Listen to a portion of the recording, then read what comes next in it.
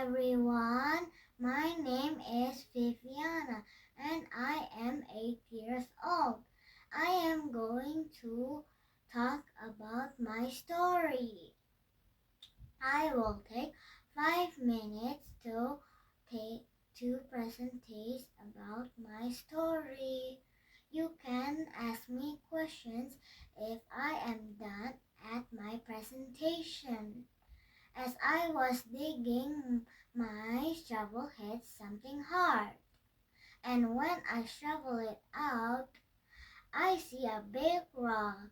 I thought it was a treasure box. So when I dig and dig more, I didn't find anything. So I was very tired. And when I was watering the plants, I see something shining. When I dig it up, I see a gold treasure box. I wonder what's inside.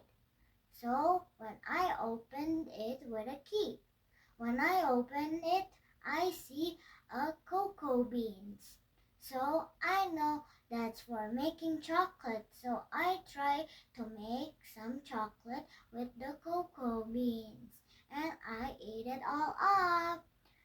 Thank you. To conclude, I spoke about finding treasure. Thank you for listening.